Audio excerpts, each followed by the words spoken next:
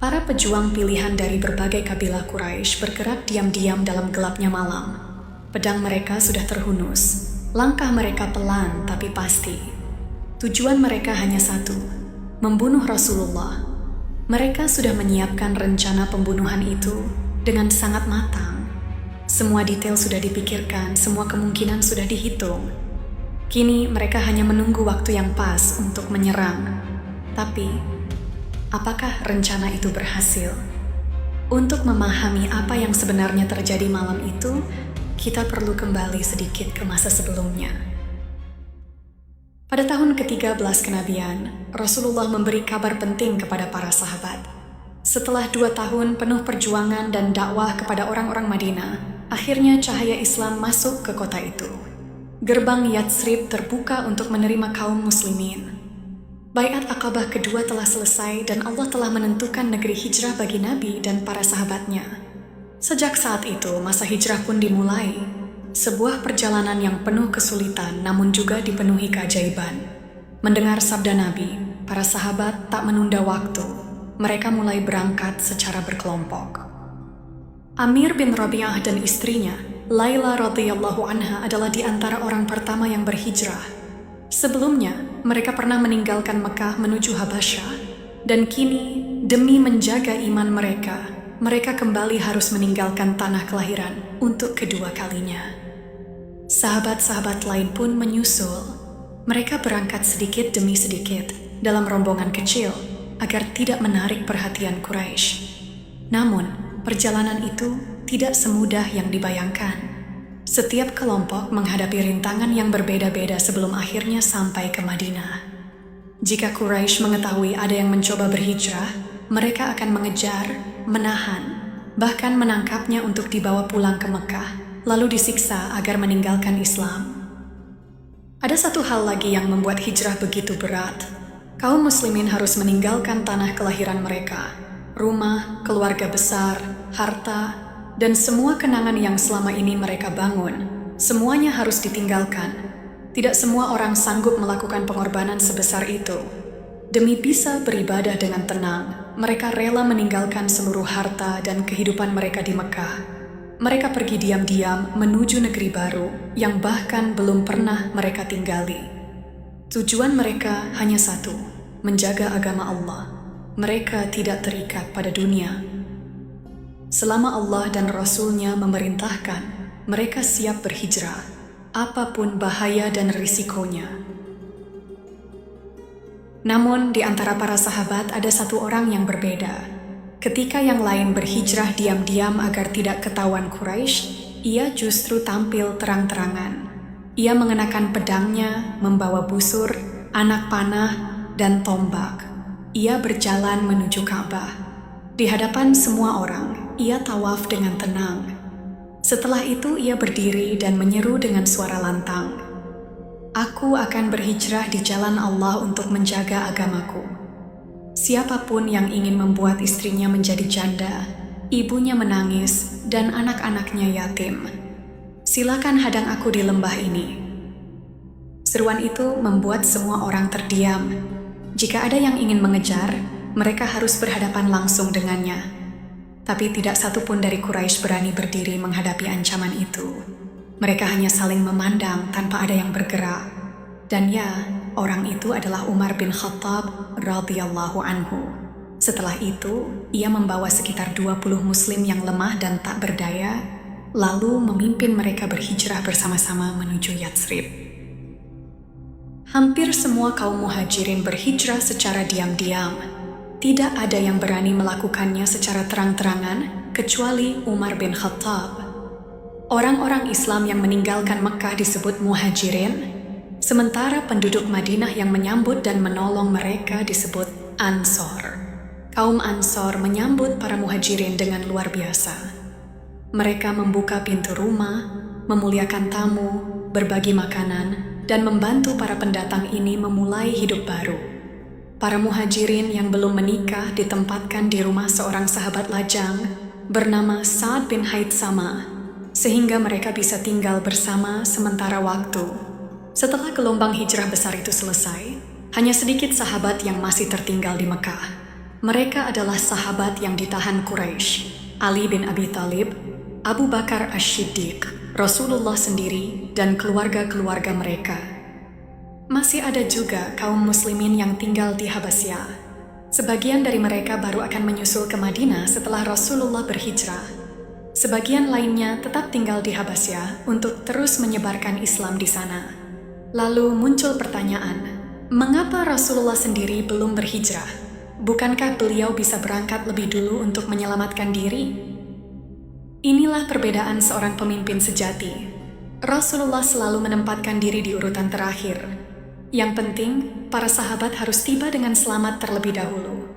Selain itu, beliau belum mendapat izin dari Allah. Hijrah bukan keputusan pribadi, bukan juga strategi biasa. Hijrah hanya dapat dilakukan ketika Allah memerintahkannya. Karena itulah Rasulullah tetap menunggu hingga datang perintah yang jelas dari Allah.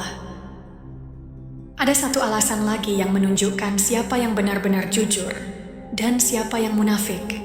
Di rumah Rasulullah ada banyak barang titipan milik kaum Quraisy. Meskipun mereka memusuhi beliau, mereka tetap menitipkan harta berharga kepada beliau karena sangat percaya pada kejujurannya. Bahkan di masa paling genting, Rasulullah tidak lupa amanah itu. Beliau bahkan menyiapkan cara agar semua barang titipan itu bisa dikembalikan kepada pemiliknya sebelum beliau berhijrah. Sikap kaum musyrik Mekah memang sulit dipahami. Mereka menganggap Nabi sebagai musuh, berusaha membunuhnya, bahkan menuduh beliau sebagai penyihir dan pendusta. Tapi anehnya, untuk urusan harta, mereka tetap mempercayakan barang-barang mereka kepada beliau. Mengapa? Karena jauh di dalam hati mereka, mereka tahu Nabi adalah orang yang paling jujur dan dapat dipercaya. Mereka tahu beliau tidak pernah berkhianat, namun ajaran Islam tidak sesuai dengan kepentingan mereka. Itulah sebabnya mereka menolak, meski sebenarnya mereka tahu beliau tidak pernah berdusta. Dalam peristiwa hijrah ini, Abu Bakar dan Ali mendapat tugas yang sangat berat. Abu Bakar berkali-kali datang kepada Rasulullah untuk meminta izin berhijrah. Namun Rasulullah belum mengizinkannya dan hanya berkata, "Jangan terburu-buru. Mungkin Allah akan memberimu seorang teman perjalanan yang baik." Ucapan itu sebenarnya isyarat halus bahwa Abu Bakar akan menjadi teman hijrah Rasulullah sendiri. Sementara itu, para muslimin terus berhijrah satu persatu, dan hal ini membuat Quraisy semakin gelisah. Mereka takut apabila Rasulullah ikut berhijrah dan bergabung dengan para sahabat di Madinah, maka akan lahir kekuatan besar yang tidak mampu mereka lawan. Bahkan mereka khawatir jalur dagang Mekah menuju Syam yang melewati Yatsrib akan terancam dan bisa terputus jika Madinah menjadi basis kekuatan kaum muslimin. Situasi ini tidak bisa dibiarkan oleh kaum Quraisy. Karena itu, mereka berkumpul di Darun Nadwah, tempat para pemimpin Mekah bermusyawarah untuk mencari jalan keluar. Setiap tokoh Quraisy mengemukakan pendapatnya. Ada yang berkata, "Kita penjarakan saja." Yang lain berkata, "Lebih baik kita usir dari Mekah." Ada pula yang mengusulkan, "Kita bunuh saja." Namun semua pendapat itu ditolak. Mereka tahu jika Nabi dibunuh oleh satu kabilah saja, Bani Hashim pasti akan menuntut balas. Itu akan memicu perang besar antar suku, dan Quraisy sendiri yang akan merugi. Akhirnya Abu Jahal mengusulkan sebuah rencana yang sangat keji. Ia berkata, "Tidak ada cara lain selain membunuh Muhammad. Kita pilih satu pemuda terkuat dari setiap kabilah, masing-masing membawa pedang yang tajam. Mereka menyerang sekaligus dan membunuhnya bersama-sama. Dengan begitu tidak akan jelas siapa pelakunya. Bani Hashim tidak mungkin memerangi seluruh kabilah. Mereka pasti memilih menerima diat atau ganti rugi, dan kita tinggal membayarnya. Selesai." Secara logika, rencana itu memang membuat Bani Hashim tidak berdaya. Mereka tidak mungkin menghadapi seluruh kabilah Quraisy sekaligus. Semua tokoh yang hadir menyetujui usulan itu. Namun ada satu hal yang tidak mereka sadari. Orang yang menjadi target dari semua rencana itu adalah Rasulullah, utusan Allah. Tetapi mereka lupa satu hal. Selama tugas dakwah beliau belum selesai, tidak ada satu pun yang bisa membunuhnya. Dan Allah sendiri telah menjamin perlindungan itu. Peristiwa ini kemudian diceritakan oleh Allah dalam surah Al-Anfal. Dan ingatlah ketika orang-orang kafir membuat rencana untuk menangkapmu, membunuhmu, atau mengusirmu. Mereka membuat tipu daya, dan Allah pun membuat tipu daya. Dan Allah adalah sebaik-baik pembuat tipu daya. Dengan kata lain, mereka merencanakan sesuatu, tapi Allah telah menyiapkan rencana yang jauh lebih kuat dan tidak mungkin dikalahkan. Saat para pemimpin Quraisy menyusun rencana jahat mereka, Allah sudah lebih dulu menyiapkan rencana yang jauh lebih besar. Malaikat Jibril datang membawa kabar kepada Nabi tentang keputusan kaum Quraisy itu dan menyampaikan perintah agar beliau segera berhijrah. Allah juga memerintahkan Nabi untuk berdoa, "Ya Tuhanku, masukkanlah aku ke tempat yang baik ketika aku memasuki suatu tempat, dan keluarkanlah aku dengan cara yang baik ketika aku keluar, dan berikanlah kepadaku kekuatan dari sisimu yang benar-benar menolongku." Akhirnya saat hijrah untuk Rasulullah pun tiba. Perjalanan besar yang akan dikenang sepanjang sejarah itu mulai terbuka. Selama 12 tahun beliau berdakwah di Mekah, mengajak manusia kepada Islam. Beliau begitu serius dan penuh kasih sayang dalam berdakwah, sampai Allah menegurnya dengan berfirman, "Apakah engkau akan membinasakan dirimu sendiri karena mereka tidak mau beriman?" Itu adalah isyarat bahwa Rasulullah terlalu sedih melihat orang-orang menolak kebenaran. Walaupun Nabi telah berjuang sekuat tenaga, kaum musyrik tetap menolak Islam. Karena itu, perjuangan Rasulullah harus dilanjutkan di tempat baru, di Yatsrib, yang nantinya dikenal sebagai Madinah. Hari itu di tengah panas yang menyengat, Rasulullah datang ke rumah Abu Bakar. Abu Bakar terkejut karena Rasulullah tidak pernah datang pada waktu seperti itu. Dalam hatinya ia berkata, "Demi Allah, pasti ada sesuatu yang sangat penting." Ia segera mempersilakan Nabi masuk dan menyiapkan bantal untuk beliau. Lalu ia bertanya dengan penuh hormat, "Wahai Rasulullah, ayah dan ibuku menjadi tebusan bagimu. Ada kabar apa?" Rasulullah pun menyampaikan kabar yang sangat ditunggu-tunggu.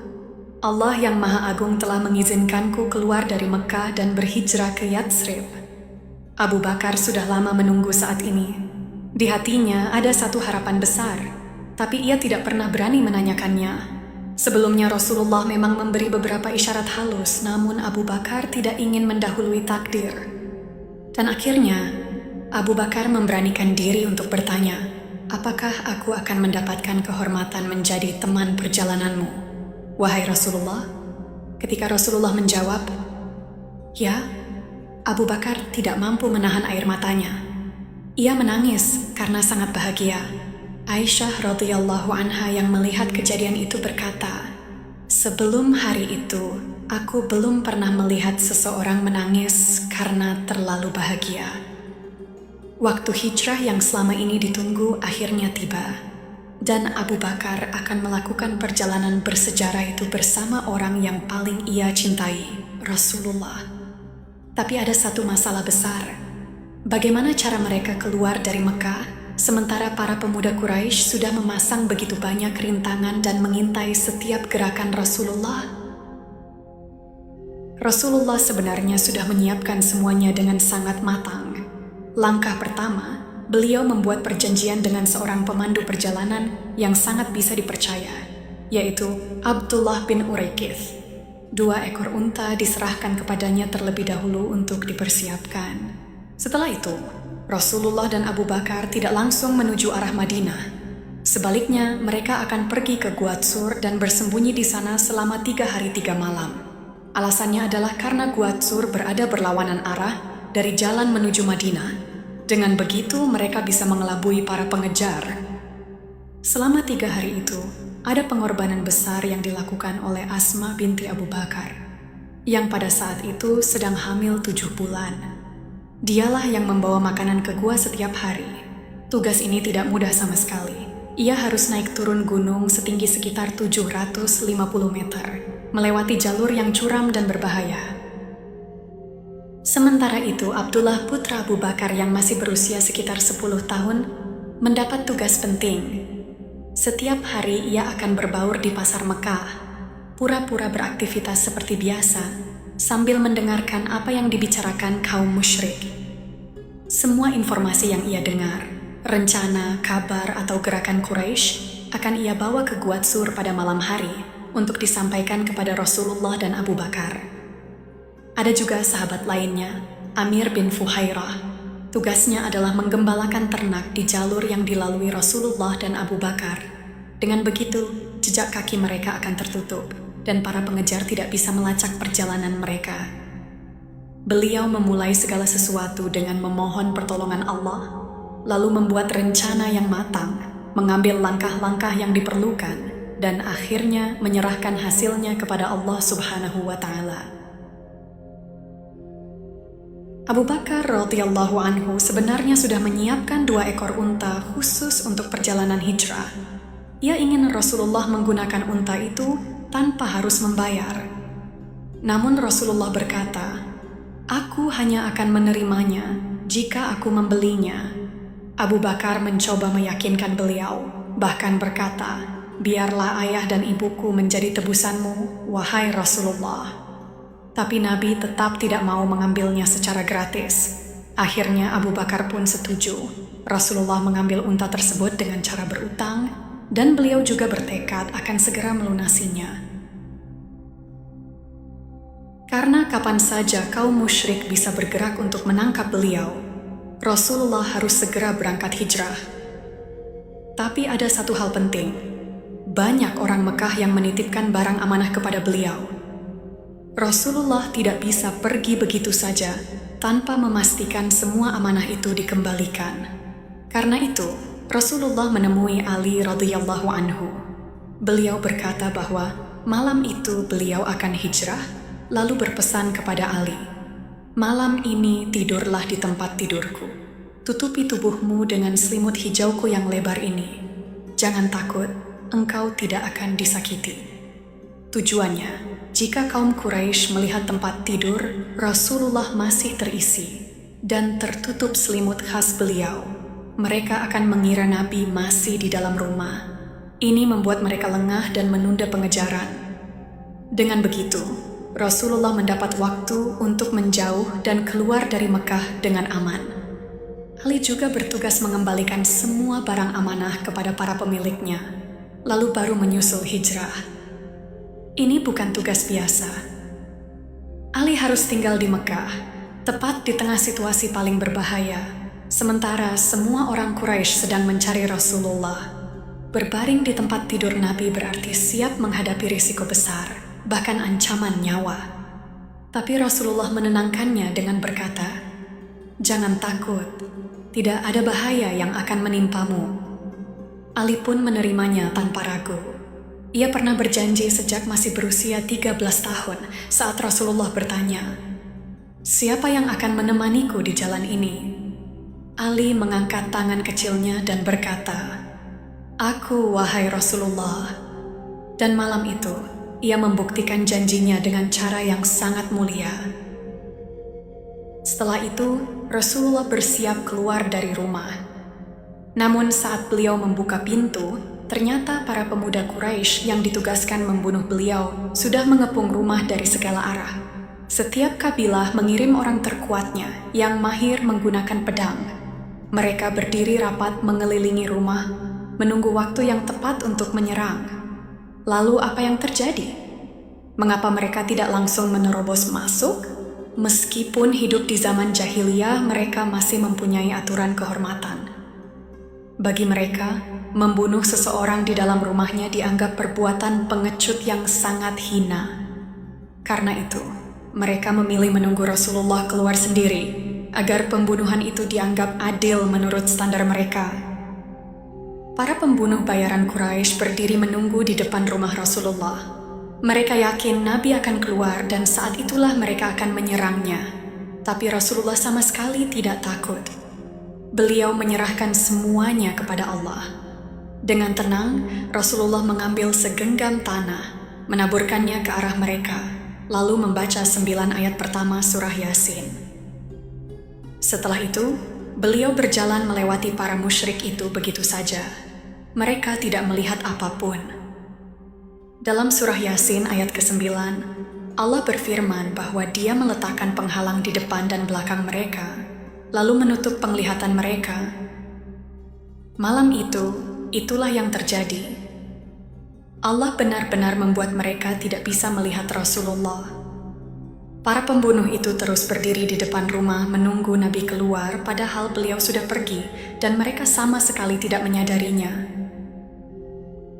Tidak lama kemudian, seorang lelaki lewat dan bertanya, "Kenapa kalian berdiri di sini?"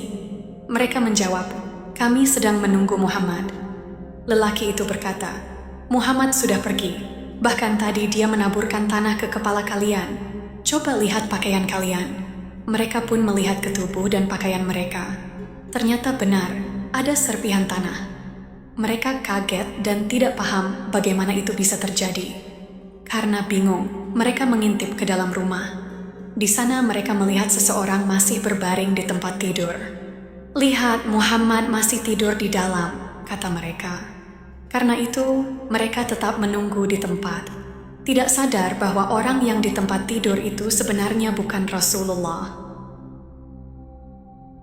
Sementara para musyrik masih menunggu di depan rumah, Rasulullah sebenarnya sudah berada di rumah Abu Bakar. Sesuai rencana, mereka menyiapkan 2 ekor unta di daerah Uraik. Mereka juga sepakat untuk bertemu kembali 3 hari kemudian di kaki Gunung Sur sebelum melanjutkan perjalanan hijrah. Di sisi lain, para musyrik tetap menunggu sampai fajar menyingsing. Ketika pagi tiba, Ali bangun dari tempat tidur Rasulullah. Melihat itu, para musyrik kaget dan bingung. Mereka langsung bertanya, "Di mana Muhammad?" Ali menjawab tenang, "Aku tidak tahu. Kalian yang membuatnya pergi, dan dia pun pergi." Jawaban itu membuat para musyrik marah besar. Mereka memaki dan memukul Ali, lalu membawanya ke Ka'bah dan menahannya di sana untuk beberapa waktu sebelum akhirnya dilepaskan. Di Mekah, para musyrik menyebar ke segala arah untuk mencari Rasulullah. Mereka memeriksa setiap tempat yang mungkin beliau datangi. Abu Jahal bahkan mendatangi rumah Abu Bakar. Saat pintu dibuka oleh putrinya, Asma, ia langsung bertanya di mana ayahnya. Asma menjawab, "Aku tidak tahu." Tanpa rasa kasihan, Abu Jahal menampar Asma dengan keras, padahal ia sedang hamil. Tamparan itu begitu kuat sampai-sampai antingnya terlepas. Meski begitu, mereka tetap tidak menemukan Rasulullah maupun Abu Bakar. Akhirnya mereka sadar bahwa keduanya sudah meninggalkan Mekah. Maka diumumkanlah sebuah sayembara. Siapa saja yang berhasil menemukan atau membunuh Muhammad dan Abu Bakar akan mendapatkan hadiah 100 ekor unta. Bagi para penjahat, pemburu, dan orang-orang nekat di Mekah, ini adalah kesempatan besar. Mereka pun segera mulai berburu Rasulullah dan Abu Bakar. Di tengah kekacauan yang terjadi di Mekah, Rasulullah pada malam Jumat sudah tiba di Gua Tsur bersama Abu Bakar. Sebelum Rasulullah masuk, Abu Bakar masuk terlebih dahulu untuk memastikan tempat itu aman. Di dalam gua ada beberapa lubang kecil. Abu Bakar khawatir dari lubang itu bisa keluar serangga atau ular yang berbahaya bagi Rasulullah. Karena itu, ia merobek pakaiannya dan menutup semua lubang satu persatu. Ketika pakaiannya tidak cukup, ia pun menutup lubang terakhir dengan kakinya sendiri. Setelah semuanya dirasa aman, Abu Bakar mempersilahkan Rasulullah masuk. Rasulullah pun masuk dan beristirahat di sana. Tak lama kemudian, Abu Bakar merasakan rasa sakit yang sangat kuat dari lubang yang ia tutup dengan kakinya. Ternyata seekor ular menggigit kaki Abu Bakar yang menutup lubang itu. Namun ia tetap tidak menggerakkan kakinya sedikit pun. Ia menahan diri agar Rasulullah tidak terbangun. Rasa sakitnya sangat hebat sampai air matanya menetes, dan Rasulullah pun terbangun. Rasulullah bertanya, "Apa yang terjadi, wahai Abu Bakar?" Abu Bakar menjawab, "Wahai Rasulullah, ada sesuatu yang menggigit kakiku, tapi tidak apa-apa. Ayah dan ibuku menjadi tebusanmu."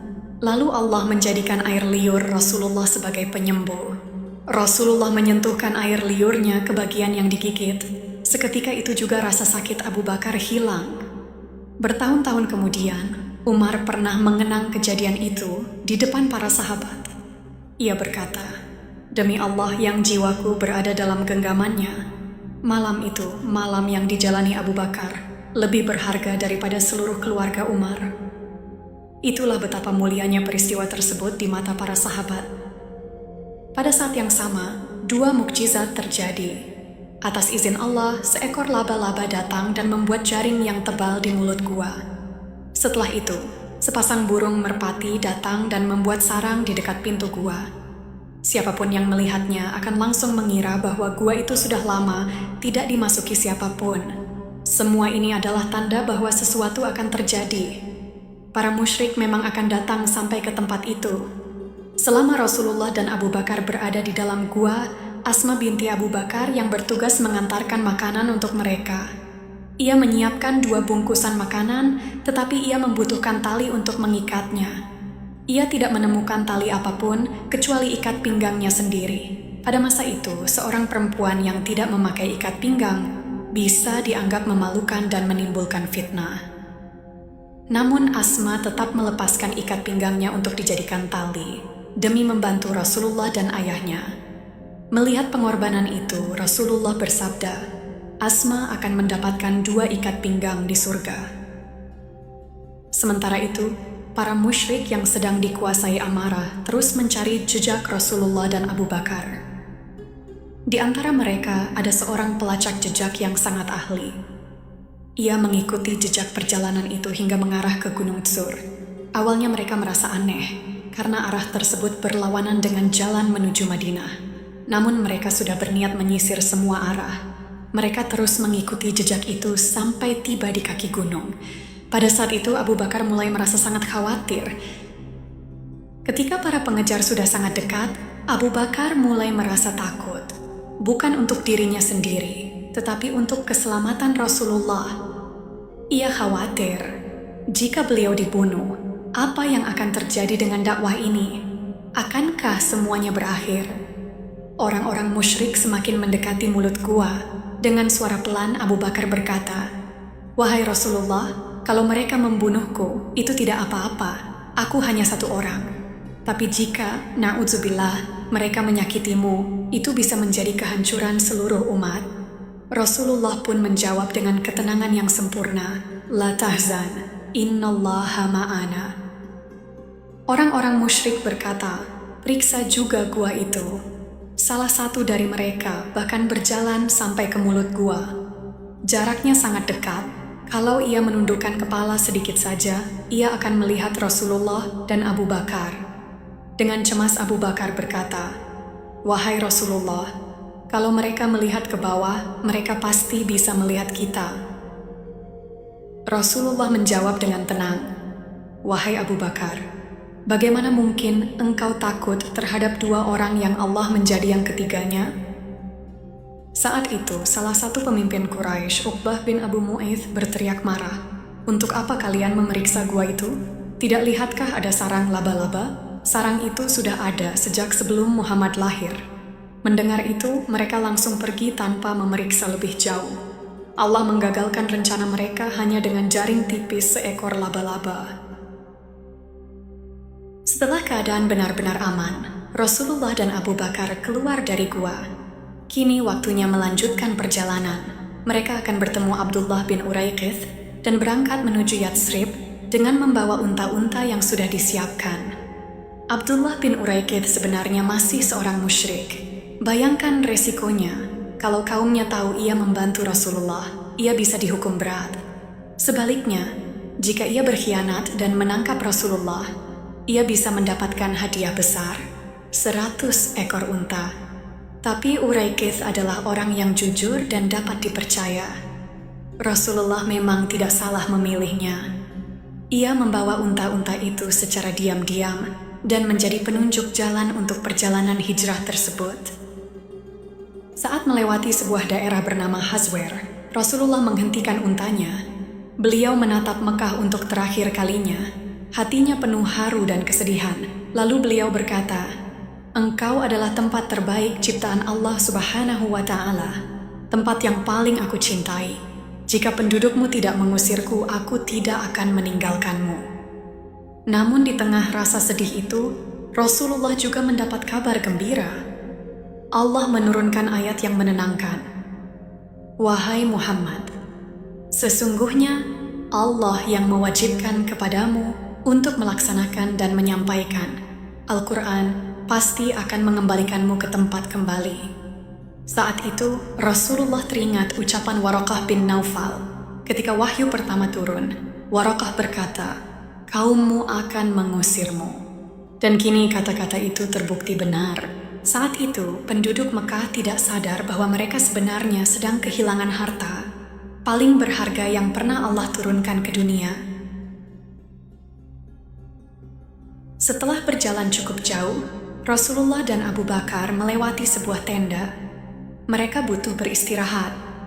Tenda itu milik Abu Ma'bad dan istrinya, Ummu Ma'bad. Rasulullah memberi salam dan bertanya apakah mereka memiliki kurma atau makanan yang bisa dibeli. Namun Ummu Ma'bad merasa malu karena ia tidak bisa menjamu tamu. Di rumahnya tidak ada makanan sama sekali. Rasulullah lalu melihat seekor kambing kurus di pojok tenda. Beliau bertanya, apakah kambing ini tidak memiliki susu? Ummu Ma'bad menjawab, kambing itu hampir tidak punya daging. Bagaimana mungkin bisa mengeluarkan susu? Rasulullah meminta izin untuk memerah kambing itu, dan Ummu Ma'bad pun mengizinkannya. Beliau mengusap punggung kambing sambil berdoa, Bismillahirrahmanirrahim. Sebuah mangkuk besar disiapkan untuk menampung susu. Lalu sebuah keajaiban terjadi. Kambing kurus itu tiba-tiba mengeluarkan susu yang sangat banyak hingga memenuhi wadah. Semua yang ada di tenda itu minum sampai kenyang. Rasulullah memerahnya hingga 3 kali, dan hasil perahan yang ketiga beliau tinggalkan untuk Ummu Ma'bad. Setelah itu mereka pun melanjutkan perjalanan. Bertahun-tahun kemudian, Ummu Ma'bad bercerita bahwa kambing yang pernah diperah oleh Rasulullah itu terus mengeluarkan susu tanpa henti. Bahkan di masa-masa sulit, saat semua hewan lain tidak menghasilkan apa-apa, kambing itu tetap bisa diperah setiap pagi dan sore. Namun perjalanan mereka masih jauh dari kata aman. Mereka tetap harus berjalan terus, sementara bahaya bisa datang kapan saja. Di Mekah, kabar tentang hadiah 100 ekor unta sudah menyebar kemana-mana. Banyak orang langsung bersiap mengejar Rasulullah demi mendapatkan imbalan besar itu. Salah satunya adalah Suraqah bin Malik. Ia mendengar kabar bahwa ada 3 orang terlihat melakukan perjalanan yang mencurigakan. Suraqah langsung paham siapa mereka. Tapi karena hadiahnya sangat besar, ia tidak ingin ada orang lain yang ikut berburu. Maka ia pura-pura tidak peduli dan berkata kepada orang yang memberi informasi itu, bukan, orang yang kau lihat itu bukan Muhammad. Mereka hanya si Fulan dan keluarganya.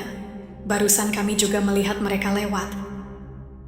Setelah membuat orang-orang percaya, Suraqah diam-diam mengambil kudanya dan berangkat secepat mungkin.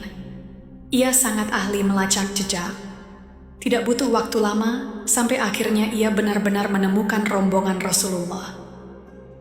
Ketika Suraqah mulai mendekati mereka, tiba-tiba kudanya goyah dan membuatnya jatuh. Ia mencoba naik lagi, tetapi kembali terlempar. Untuk ketiga kalinya ia mencoba, namun kali ini kedua kaki depan kudanya justru tenggelam ke dalam pasir dan tidak bisa bergerak sama sekali. Apapun yang ia lakukan, kudanya tetap tidak bisa bangkit. Saat itu Suraqah mulai sadar, ini bukan kejadian biasa. Allah sedang melindungi Muhammad. Rasulullah kemudian berdoa, dan dengan izin Allah, kuda itu akhirnya bisa bergerak kembali. Kejadian itu membuat Suraqah sangat terkejut dan tersentuh. Ia pun menyeru Rasulullah dan terjadilah percakapan antara mereka. Pada saat itu Suraqah memang belum masuk Islam, tetapi kejadian tersebut menanamkan benih iman dalam hatinya. Dan kelak, ia benar-benar akan menjadi seorang Muslim. Setelah mereka berbicara, Rasulullah hanya meminta satu hal. Suraqah diminta untuk mencegah siapapun yang datang mengejar dari arah belakang. Suraqah pun kembali ke arah Mekah dan menghadang para pengejar Quraisy. Ia berkata kepada mereka bahwa jejak yang mereka ikuti bukanlah jejak yang mereka cari. Mendengar itu, mereka pun pulang dan berhenti mengejar. Di pagi hari, Suraqah adalah seorang pemburu hadiah yang ingin menangkap Rasulullah. Di sore hari, ia telah berubah menjadi orang yang justru melindungi beliau.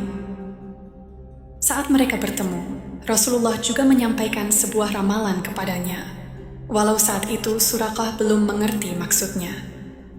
Bertahun-tahun kemudian, ramalan itu menjadi kenyataan. Setelah kemenangan besar kaum muslimin dalam perang Qadisiyah, harta kekaisaran Persia dibawa ke Madinah dengan unta-unta.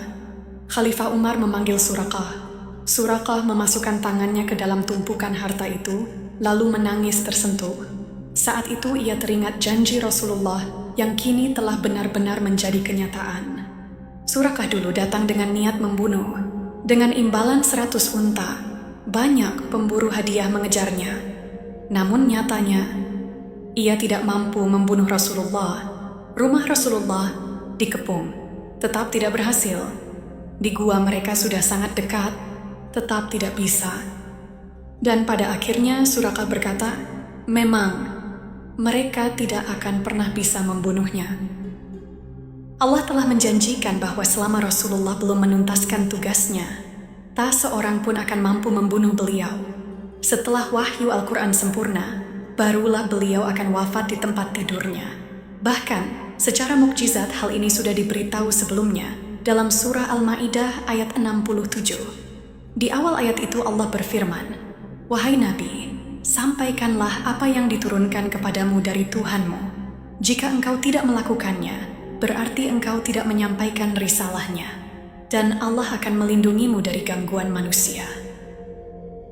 Bayangkan, mereka tinggal melakukan satu hal, membunuh satu orang, lalu semuanya selesai.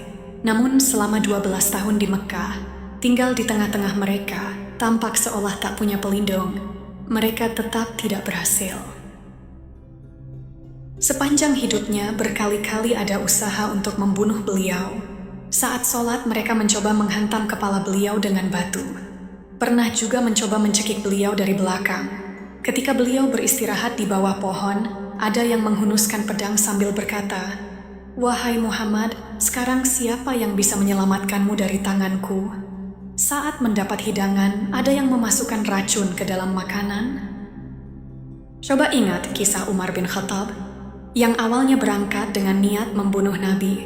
Rasulullah ikut berperang, menjadi target utama musuh, menghadapi bahaya demi bahaya, namun tetap tidak terbunuh.